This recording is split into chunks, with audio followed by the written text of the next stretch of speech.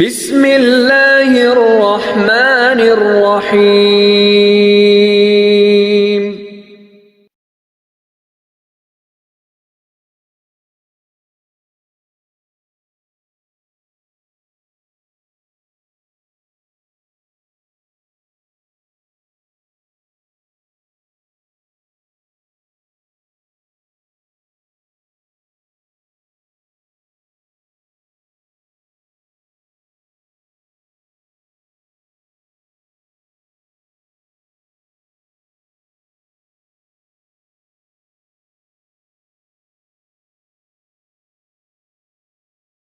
السلام علیکم ورحمۃ اللہ وبرکاتہ۔ الحمدللہ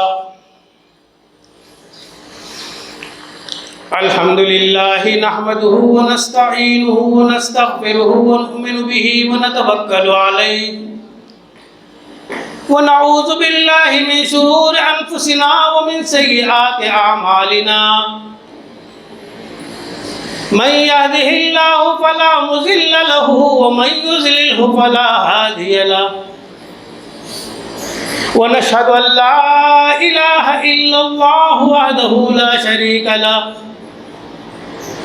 ونشهد أن سيدنا ونبينا ومولانا محمدا عبده ورسوله، أما بعد فيا معشر الإخوان، قال الله تعالى في القرآن المجيد والفرقان الحميد،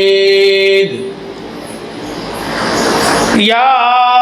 أيها الذين آمنوا ادخلوا في السلم كافة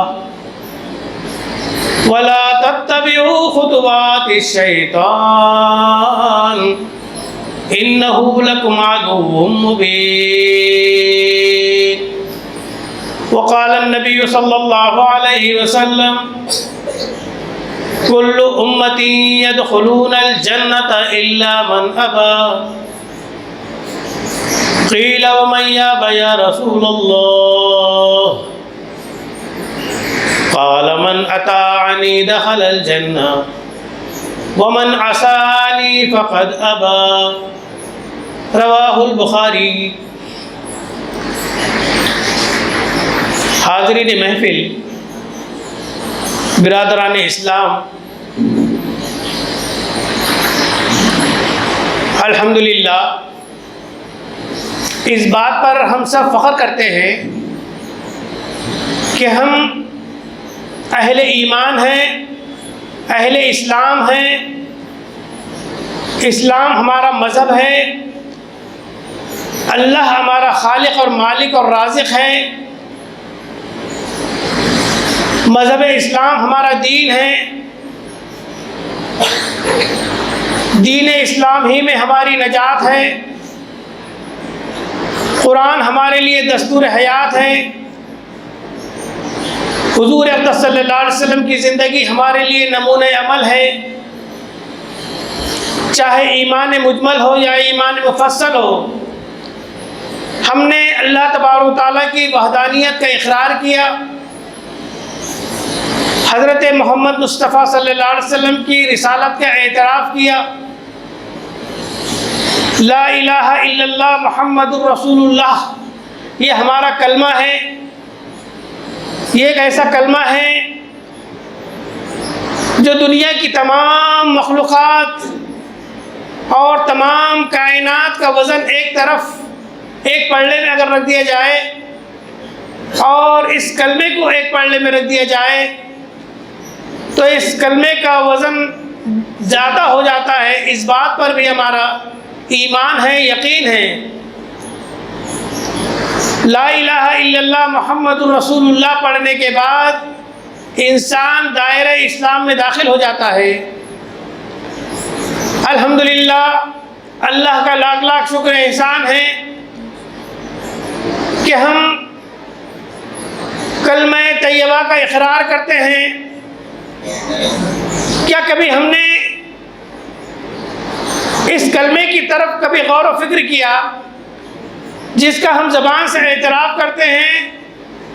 اور دل سے اس کا اقرار کرتے ہیں کہ اس کے معنی کیا ہیں، اس کا مفہوم کیا ہے۔ کلمہ طیبہ لا الہ الا اللہ محمد رسول اللہ، ہم اس کا ترجمہ تو جانتے ہیں کہ اللہ کے سوا کوئی معبود نہیں اور حضرت محمد صلی اللہ علیہ وسلم اللہ کے رسول ہیں، لیکن کیا ہم نے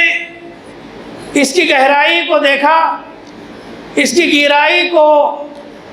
خاطر میں لایا، اس کے مفہوم اور مقصد کی طرف کیا ہم نے کبھی دھیان دیا؟ کیا اس بات کی فکر کی کہ یہ کلمہ ہم سے کن باتوں کا تقاضا کرتا ہے، یہ کلمہ کن باتوں کا متقاضی ہے، کلمہ پڑھ لینے کے بعد ہم پر کیا کیا فرائض اور کیا کیا ذمہ داریاں عائد ہوتی ہیں۔ ہم نے یہ 2 کلموں پر مشتمل ایسا کلمہ جس کے 2 اجزاء ہیں کہ اس مختصر سے کلمے سے کیا ہم مومن ہو جاتے ہیں، کیا مسلمان ہو جاتے ہیں، کیا ہمارے لیے جنت واجب ہو جاتی ہے، کیا ہم جنت کے حقدار ہو جاتے ہیں، کیا صرف پڑھ لینا ہی کافی ہے؟ پھر ہمارے ایمان میں، ہمارے اسلام میں چاہے بدعت آ جائے، شرک آ جائے، توحید کی ذات و صفات کے خلاف اگر ہمارا عمل ہو جائے، تب بھی کیا ہم جنت کے حقدار ہو جائیں گے؟ اور کیا حقیقت میں ہم کلمہ کو مسلمان قرار دیے جائیں گے؟ ہم مومن حقیقی، مومن کامل تصور کیے جائیں گے؟ بڑی معذرت کے ساتھ اس بات کا اظہار کرنے جا رہا ہوں کہ بات دراصل ایسی ہے کہ اس کلمے کے پڑھ لینے کے بعد ایمان اور مومن، حقیقی ایمان اور حقیقی مومن ہو نہیں سکتا، حقیقی اسلام ہمارے اندر آ نہیں سکتا۔ سب سے پہلی جو آیت میں نے آپ کے سامنے تلاوت کی ہے، اس کا ترجمہ بھی یہی بتلاتا ہے کہ یا ایھا الذین آمنوا ادخلوا فی السلم کافہ، اے ایمان والو تم اسلام میں مکمل طور پر داخل ہو جاؤ، ولا تتبعوا خطوات الشیطان، اور شیطان کی پگڈنڈیوں کی اور اس کے متعین کردہ راستے کی اتباع نہ کرو، پیروی نہ کرو، انسان کا وہ کھلا دشمن ہے۔ بخاری شریف کی ایک روایت جو میں نے آپ کے سامنے پڑھ کر سنائی ہے، حضور اقدس صلی اللہ علیہ وسلم نے یہ بات ارشاد فرمائی ہے کہ میری امت کا ہر فرد جنت میں جائے گا سوائے اس شخص کے جو جنت میں جانے سے انکار کر دے۔ کل امتی یدخلون الجنت الا من ابا، میری امت کا ہر فرد جنت میں داخل ہو جائے گا سوائے اس شخص کے جو جنت میں جانے سے انکار کر دے۔ قالوا ومن یابى یا رسول اللہ، صحابہ نے عرض کیا اے اللہ کے رسول کون ہے جو انکار کرے گا اے اللہ کے رسول؟ اس پر حضور صلی اللہ علیہ وسلم نے فرمایا من اطاعنی دخل الجنہ ومن عصانی فقد ابا، جس کسی نے میری اطاعت کی وہ تو جنت میں داخل ہو جائے گا، اور جس کسی نے میری نافرمانی کی گویا کہ اس نے جنت میں جانے سے انکار کر دیا۔ تو اطاعت رسول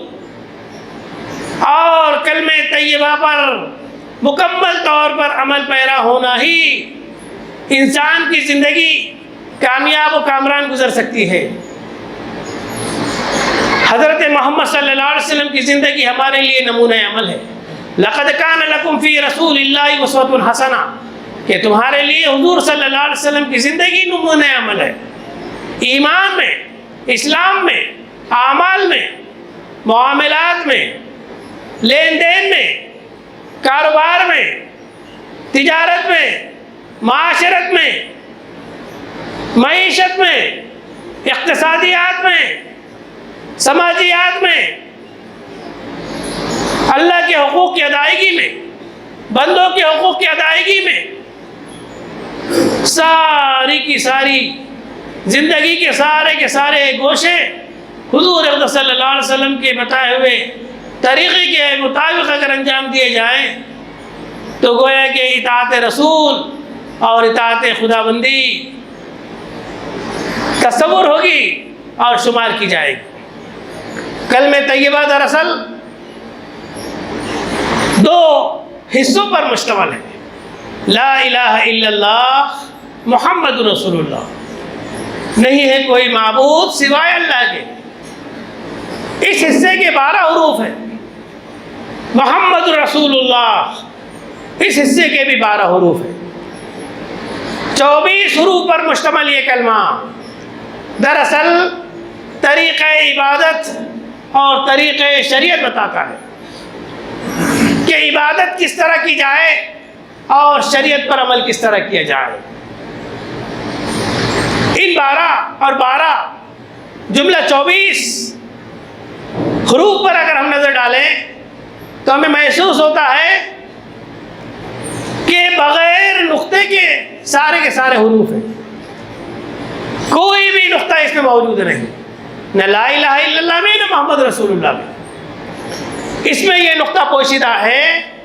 کہ اللہ تبارک و تعالیٰ کی عبادت کی جائے بغیر کسی شرک کے،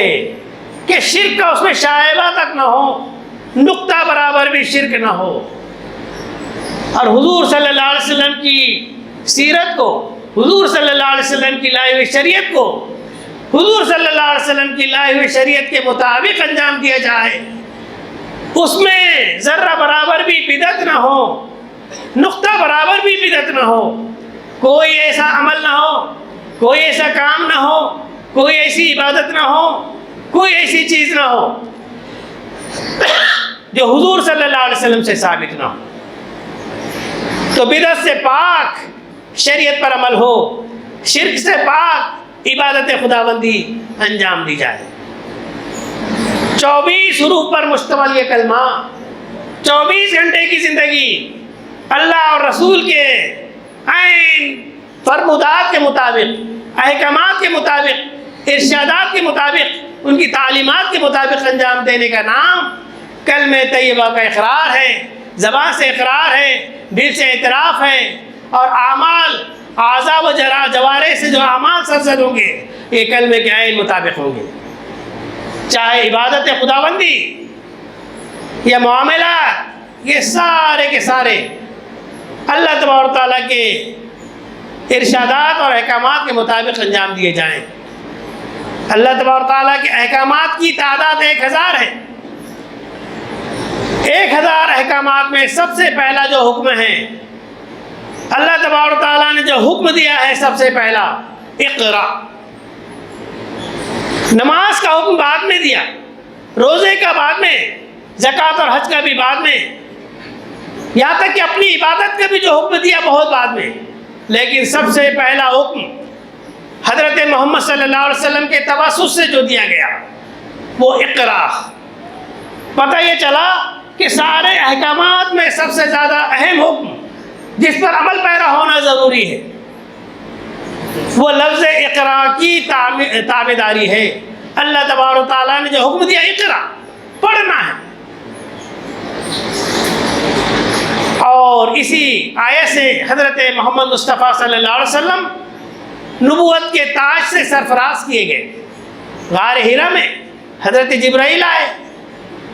سورہ علق کی ابتدائی 5 آیتیں جو نازل ہوئی، اور یہیں سے آپ نبی بنائے گئے۔ اقرا بسم ربک الذی خلق، خلق الانسان من علق، اقرا وربک الاکرم الذی علم بالقلم، علم الانسان ما لم یعلم۔ پڑھو اپنے رب کے نام سے، اقرا بسم ربک الذی خلق، پڑھیے اس پروردگار کے نام سے جس نے پیدا کیا۔ خلق الانسان من علق، پیدا کیا اس نے انسان کو گوشت کے لتڑے سے۔ اقرا وربک الاکرم، پڑھو، دوبارہ حکم دیا جا رہا ہے، پڑھو اس پروردگار کے نام سے جو اکرم ہے۔ اکرم یعنی کرم کرنے والا، اکرم یعنی اکرام کرنے والا،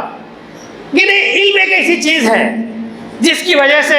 انسان معظم ہو جاتا ہے، مکرم ہو جاتا ہے، محترم ہو جاتا ہے، قابل تعظیم ہو جاتا ہے، قابل تکریم ہو جاتا ہے۔ اور ایسا انسان جو پڑھا لکھا ہوتا ہے، جو پڑھتا ہے،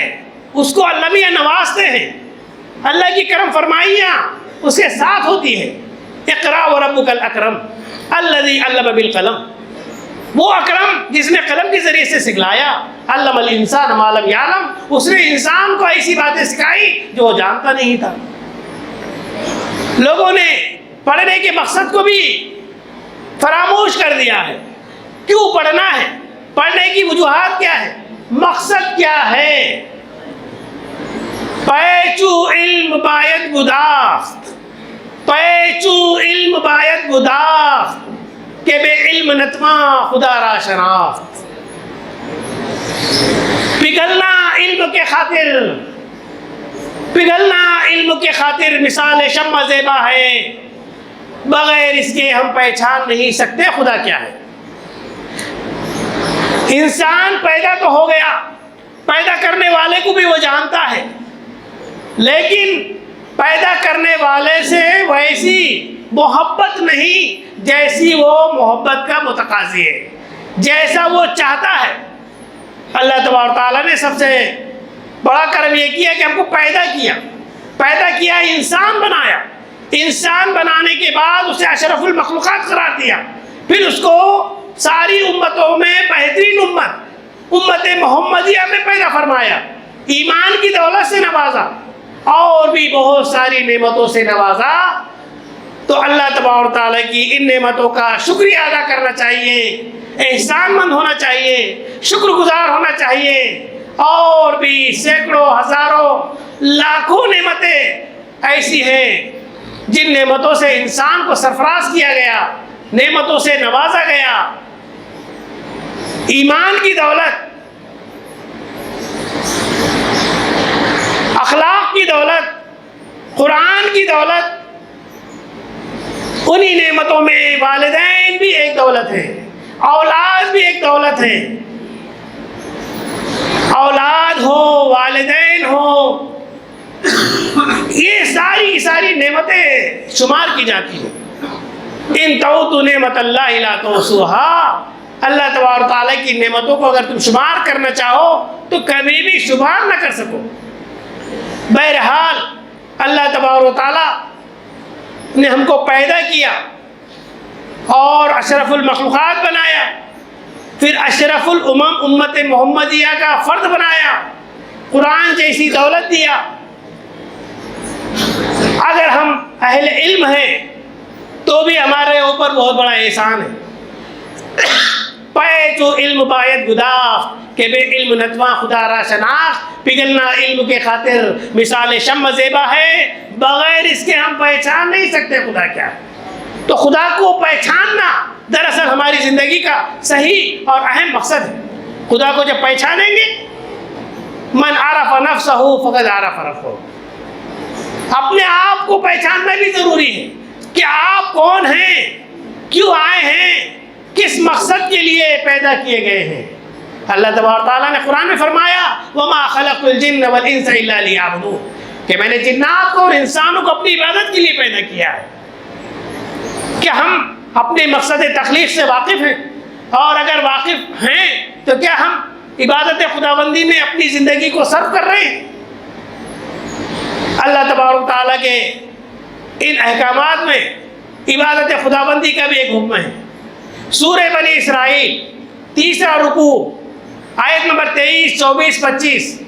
میں اللہ تبارک تعالیٰ نے حکم دیا ہے وَقَضَىٰ رَبُّكَ أَلَّا تَعْبُدُوا إِلَّا إِيَّاهُ وَبِالْوَالِدَيْنِ إِحْسَانًا إِمَّا يَبْلُغَنَّ عِندَكَ الْكِبَرَ أَحَدُهُمَا أَوْ كِلَاهُمَا فَلَا تَقُل لَّهُمَا أُفٍّ وَلَا تَنْهَرْهُمَا وَقُل لَّهُمَا قَوْلًا كَرِيمًا وَاخْفِضْ لَهُمَا جَنَاحَ الذُّلِّ مِنَ الرَّحْمَةِ وَقُل رَّبِّ ارْحَمْهُمَا كَمَا رَبَّيَانِي صَغِيرًا رَبُّكُمْ أَعْلَمُ بِمَا فِي نُفُوسِكُمْ إِن تَكُونُوا صَالِحِينَ فَإِنَّهُ كَانَ لِلْأَوَّابِينَ غَفُورًا۔ سورہ بنی اسرائیل 15واں پارہ 3 رکوع یہیں سے شروع ہوتا ہے۔ ان آیتوں میں اللہ تبارک تعالیٰ نے حکم دیا ہے قضا ربک الا تعبدوا الا ایاہ، تمہارے رب نے یہ فیصلہ کر دیا، تمہارے رب نے یہ فیصلہ کر دیا کہ تم اس کے سوا کسی کی عبادت مت کیا کرو، کیونکہ خالق وہی، مالک وہی، رازق وہی، مارنے والا وہی، جلانے والا وہی، روزی دینے والا وہی، عزت دینے والا وہی، تو ہر چیز اسی کے دست قدرت پہ ہے، اسی کے قبضہ قدرت میں ہے، تو ہمیں صرف اور صرف اسی کی عبادت کرنا ہے۔ وَقَضَىٰ رَبُّكَ أَلَّا تَعْبُدُوا إِلَّا إِيَّاهُ، تمہارے رب نے فیصلہ کر دیا ہے کہ تم اس کے سوا کسی دوسرے کی عبادت مت کیا کرو۔ اس کے بعد سب سے زیادہ اہم حکم دیا جا رہا ہے، اللہ کی عبادت کے بعد اگر اس روئے زمین پر کوئی حکم خداوندی ہے جو سب سے زیادہ اہمیت والا ہے، وہ یہ ہے وَبِالْوَالِدَيْنِ إِحْسَانًا، والدین کے ساتھ اچھا برتاؤ کرو۔ آج ہم دیکھ رہے ہیں ہمارا معاشرہ، ہماری سوسائٹی، ہمارا سماج، ہمارا معاشرہ جو دین سے دور ہے، دینی تعلیمات سے دور ہے، اخلاق سے دور ہے، احکامات خداوندی سے دور ہے، علماء کی صحبت میں نہیں ہے، دینداروں کی صحبت میں نہیں ہے، مسجد میں اس کا تعلق نہیں ہے، اہل مسجد سے اس کا تعلق نہیں ہے، دعوت دین سے وہ جڑا ہوا نہیں ہے، نہ دین سے، نہ دینداروں سے، نہ دعوت دین سے، نہ دین کے کام کرنے والوں سے، کسی سے بھی تعلق نہ ہونے کی وجہ سے وہ سراسر دنیا دار ہو گیا ہے، وہ دین سے دور ہو گیا ہے، دعوت دین سے دور ہو گیا ہے، مسجد سے دور ہو گیا ہے، علماء اور صلحاء کی خدمت میں بیٹھنے سے دور ہو گیا ہے۔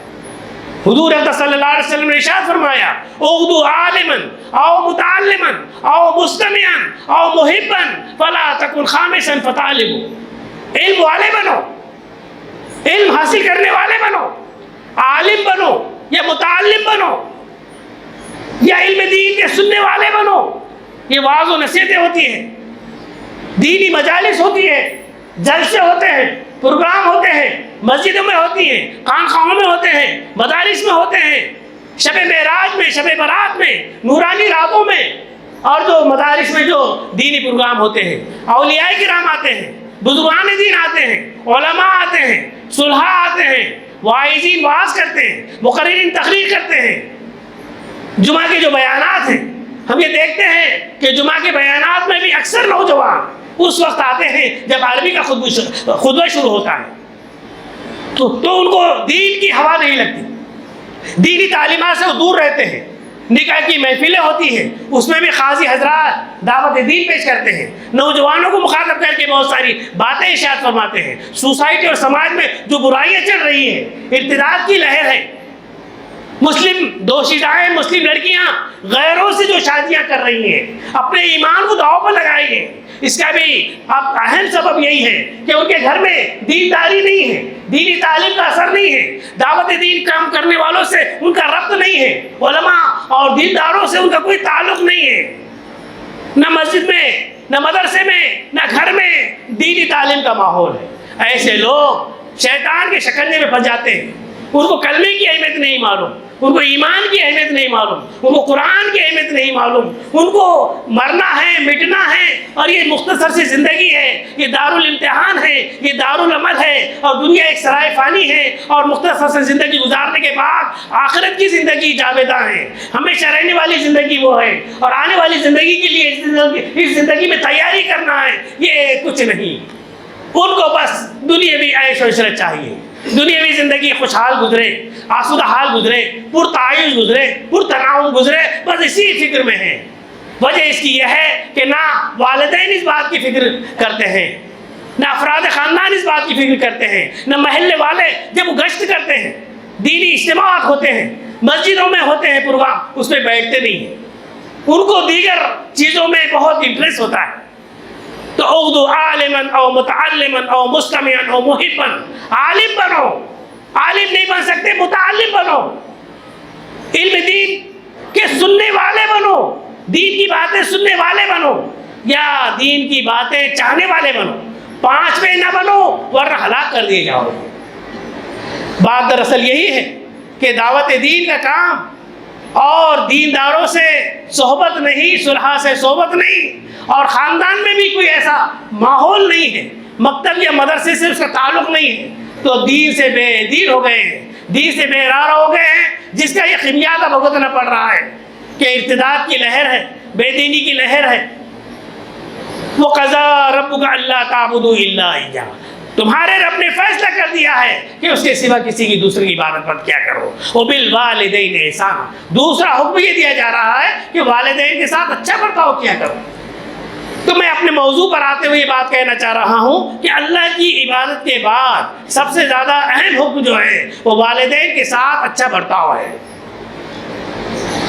وبالوالدین احسانا, تو صرف ایک جملے میں نہیں کہا, اس کی وضاحت کی جا رہی ہے. اما یبلغن عندک الکبر احدہما او کلاہما فلا تقل لہما اف, اگر تمہارے نزدیک وہ دونوں کی دونوں یا دونوں میں سے ایک بڑھاپے کو پہنچ جائے, فلا تقل لہما اف, تو انہیں اف تک نہ کہو. ولا تنہرہما, اور نہ ہی انہیں جھڑکو. واخفض لہما جناح الذل من الرحمہ, اور ان کے سامنے نہایت مؤدب انداز میں, باادب انداز میں اپنے بازوؤں کو جھکائے رکھو. واخفض لہما جناح الذل من الرحمہ وقل رب ارحمہما کما ربیانی صغیرا, اگر وہ بقید حیات ہیں تو ان کے ساتھ ادب سے, احترام سے, نرمی سے گفتگو کرو. وقل لہما قولا کریما, اور اسے نرم انداز میں گفتگو کرو. وقل رب ارحمہما کما ربیانی صغیرا, اگر انتقال کر چکے تو ان کے غائبانے میں دعا کرتے رہا کرو, اے میرے پروردگار تو ان پر رحم فرما جیسا کہ انہوں نے مجھے بچپن میں بڑی شفقت سے پالا ہے. وقل رب ارحمہما کما ربیانی صغیرا, یوں دعا کرتے رہا کرو کہ اے میرے پروردگار تو ان پر رحم فرما جیسا کہ انہوں نے مجھے بچپن میں بڑی شفقت سے پالا ہے. تو والدین کا رتبہ اللہ اور رسول کے بعد اگر کسی کا رتبہ ہے, کسی کا مقام ہے, تو والدین. والدین کی عزت, ان کی تعظیم, ان کا اکرام, پھر ان کی اطاعت, فرما برداری, اور اس کے بعد ان کی خدمت کی جائے, ان کی ضرورتوں کا خیال رکھا جائے, اور ان کی خدمت میں حاضر ہوا جائے. اور اللہ تبارک تعالیٰ نے جب اپنی عبادت کا حکم دیا تو والدین کے ساتھ جو حکم دیا بڑی بسط و تفصیل کے ساتھ اور وضاحت کے ساتھ. اور یہ بھی نہیں فرمایا کہ تمہارے والدین چاہے اچھے ہوں یا برے, نیک ہو یا بد, مومن ہو یا مشرک, ہر حال میں ان کے ساتھ اچھا سلوک, اچھا برتاؤ کرنا چاہیے. والدین کی تعظیم کرنا, ان کی اطاعت کرنا, ان کی خدمت کرنا, ان کی ضرورتوں کو پورا کرنا, اور ان کی خدمت میں حاضری دیتے رہنا, اور ان کی طرف خوشی اور مسرت کی نظر سے انہیں دیکھنا, حج مقبول کا ثواب ملتا ہے. آپ تو جانتے ہیں الجنت تحت اقدام الامہات, کہ جنت ماں کے قدموں کے نیچے ہے. الوالد اوسط ابواب الجنہ, کہ والد جنت کے دروازوں میں سے بیچ کا دروازہ ہے. یعنی زندگی میں بھی ان کے حقوق ہیں, اور زندگی کے بعد میں اگر وہ انتقال کر جائیں تو ان کے لیے دعائیں مغفرت کرنا, ان کے لیے ایصال ثواب کرنا, اور ان کے دوست احباب کا بھی اکرام کرنا, ان کے رشتہ داروں کا بھی اعزاز و اکرام کرنا, اور ان کی ضرورتوں کو پورا کرنا, اور ان کی کوئی وصیتیں ہیں, کوئی نصیحتیں ہیں, اور کوئی قرض ہے تو ان کی طرف سے ادا کرنا, یہ بھی واجب ہے, ضروری. زندگی میں بھی حقوق ہے, زندگی کے گزرنے کے بعد بھی حقوق ہے. بہرحال ادخلوا فی السلم کافہ, اے ایمان والو اسلام میں مکمل طور پر داخل ہو جاؤ. کہ اللہ تبارک تعالیٰ نے ہر طرح کے حقوق بیان کیے, والدین کے حقوق, اولاد کے حقوق, بیوی کے حقوق, ماں باپ کے حقوق, ان سارے حقوق کی ادائیگی کو ہم اگر انجام دیتے ہیں تو گویا کہ ہماری جو زندگی رہے گی مومنانہ زندگی رہے گی, حالت اسلام والی زندگی رہے گی, اللہ تبارک تعالیٰ کی عبادت خدا بندی والی عبادت رہے گی, اور اللہ تبارک تعالیٰ کے منشا اور مرضی کے مطابق زندگی ہماری رہے گی. اسی واسطے جب لڑکوں کے بھی حقوق ہیں کہ جب کوئی لڑکا پیدا ہوتا ہے تو اس کا اچھا سا نام رکھا جائے, اس کی دیکھ بھال کی جائے, اور وہ بچہ جب 7 برس کا ہو جاتا ہے تو اس کو نماز کی تلقین کی جائے، اور 10 سال کا اگر ہو جائے اور نہ پڑھے تو اس کی تنبیہ کی جائے، اور جب وہ بالغ ہو جائے تو اس کی شادی کی جائے۔ اولاد کے حقوق ہیں، والدین کے حقوق ہیں۔ بہرحال والد ایک کریڈٹ کارڈ کی طرح ہے، چاہے بیلنس ہو یا نہ ہو، وہ آپ کے لیے ہمیشہ سینہ سپر رہتا ہے۔ والد ایک سایہ دار درخت ہے، والد ایک پھلدار درخت ہے، والد اولاد کے حق میں ایک ڈھال ہے، اور ان کی خدمت کرنا، ان کی اطاعت و فرمانبرداری کرنا اور انہیں خوش رکھنا، یہ اللہ تبارک و تعالیٰ کو خوش رکھنے کے مترادف ہے کہ والدین کی خوشی میں اللہ کی خوشی، والدین اگر راضی ہیں تو اللہ راضی ہیں، والدین اگر ناراض ہیں تو اللہ بھی ناراض ہیں۔ آخر میں حضور اقدس صلی اللہ علیہ وسلم نے جو بات ارشاد فرمائی تھی، ترکت فیکم امرین، میں تمہیں 2 چیزیں چھوڑے جا رہا ہوں، لن تضلوا ما تمسکتم بہما، کبھی بھی تم راہ سے گمراہ نہیں ہو سکو گے اگر تم ان دونوں چیزوں کو مضبوطی سے تھامے رہو گے، ایک کتاب اللہ کی کتاب، اور ایک سنت رسول۔ اللہ تبارک تعالی ہمیں دین اسلام پر مکمل طور پر عمل کرنے کی توفیق عطا فرمائے، چاہے وہ عبادات ہو، اخلاق ہو، حقوق کی ادائیگی کا معاملہ ہو، اللہ کے حقوق ہو، بندوں کے حقوق ہو، والدین کے حقوق ہوں، رشتہ داروں کے حقوق ہوں، پڑوسیوں کے حقوق ہوں، اولاد کے حقوق ہوں، یہ سارے کے سارے اعمال کو صحیح ڈھنگ پر اللہ اور رسول کی مرضی کے مطابق انجام دینے کا نام عبادت ہے۔ اور جس کلمے کو ہم نے پڑھا ہے، لا الہ الا اللہ محمد رسول اللہ، اس 24 حرفوں پر مشتمل کلمے کا بھی یہی تقاضا ہے کہ ہم 24 گھنٹے کی زندگی ان دونوں حضرات اللہ تبارک و تعالیٰ کی ذات اور حضور صلی اللہ علیہ وسلم کی شخصیت کے عین زندگی کے مطابق اور ان کے احکامات کے مطابق انجام دیں تو انشاءاللہ ہماری زندگی کامیاب رہے گی، کامران رہے گی، اور آخرت میں بھی کامیابی ہمارے قدم چومے گی۔ اللہ تبارک و تعالیٰ ہمیں اسوہ رسول پر عمل کرنے کی توفیق عطا فرمائے، کیونکہ لقد کان لکم فی رسول اللہ اسوۃ حسنہ، اور اللہ تبارک و تعالیٰ نے جو فرمایا،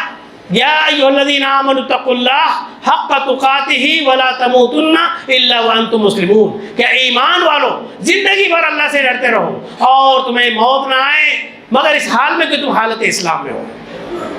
ان صلاتی و نسکی و محیای و مماتی للہ رب العالمین، ہر کلمہ کو مسلمان کا یہ نعرہ ہونا چاہیے، یہ عمل ہونا چاہیے کہ میری نماز، میری عبادت، میری قربانی یہ ساری کی ساری اللہ کے لیے ہے،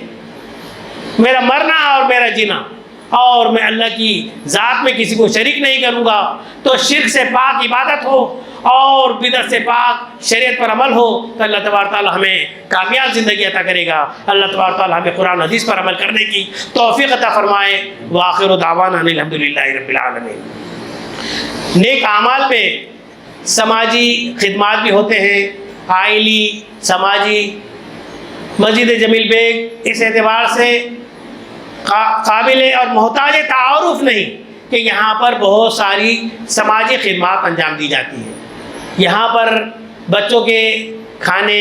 غریب طلبہ کے کھانے کا انتظام کیا جاتا ہے، بیمار لوگوں کے، مسافر اور ان کی تیمارداری کے لیے جو گھاٹی میں اور دواخانوں میں جو آتے ہیں ان کے ٹھہرنے کا بھی یہاں پہ انتظام کیا جاتا ہے، ان کے کھانے کا انتظام کیا جاتا ہے، اور دواخانوں میں یہاں سے کھانا بھیجا جاتا ہے۔